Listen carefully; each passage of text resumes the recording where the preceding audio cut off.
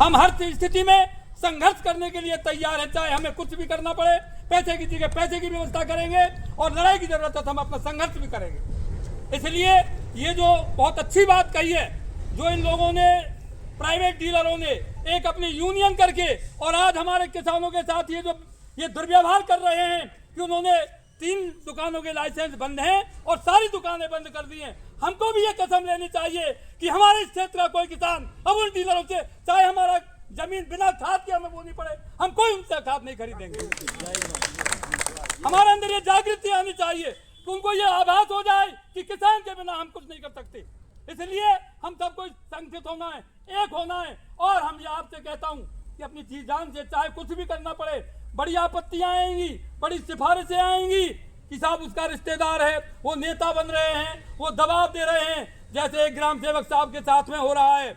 ग्राम सेवक इतना ईमानदार, कर्मठ, देशभक्त है, किसान भक्त है। सारी योजनाएं किसानों के पास जो आती हैं वो ग्राम सेवक नहीं पहुंचाते। कितनी छूट है किसानों के लिए, क्या क्या खाद भी जा रहे हैं।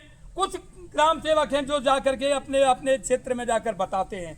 बाकी हमारा एक ये भाई साहब नोट करें, एक हमारा ये निवेदन होगा एसडीएम साहब से कि हर महीने में हर ग्राम पंचायत पर, प्रत्येक ग्राम पंचायत का जो ग्राम सेवक है वो एक किसानों की मीटिंग लेगा और जो नई योजनाएं, जो भी सुविधाएं हैं, वो उन सुविधाओं को हमारे किसानों को अवगत कराएगा। एक ये हमारा हेडक्वार्टर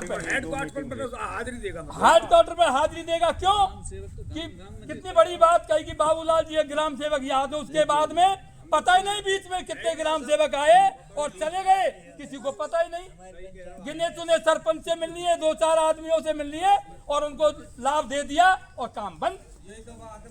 इसलिए हमें जागरूक होना पड़ेगा। जब तक हम नहीं जगेंगे हमारी कोई सुनने वाला नहीं।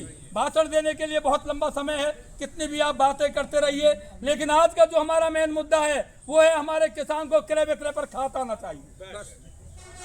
क्रय विक्रय पर प्राइवेट दुकान से हमारा कोई भी किसान, चाहे वो दुकान खुल भी जाए, कोई भी आप गाँव में प्रचार कर दीजिए कि हम कोई खाद खरीदने या कोई भी दवाई लेने वहां नहीं जाएंगे। आवाज लगा दी जाए, ये माइकों में आवाज लगा दी जाए।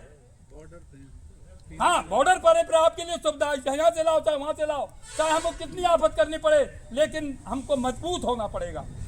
उनको भी दिखा देना है कि किसान भी कोई चीज होती है और किसान में भी कोई ताकत होती है। तो आज हमारा मुद्दा है, विशेष करके हमारा ये निवेदन होगा, एसडीएम साहब नहीं है, उनका नुमाइंदा कोई भी होगा उसको ज्ञापन देंगे कि जल्दी से जल्दी क्रय विक्रय सहकारी समिति कामा पर खाद और जो भी सुविधा की चीजें, दवाइयाँ हैं, वो यहाँ उपलब्ध होनी चाहिए। एक हमारी मांग ये होगी, उस पर वो क्या जवाब देते हैं, क्योंकि आज नहीं है तो वो हमसे कल भी नहीं मिल पाएंगे।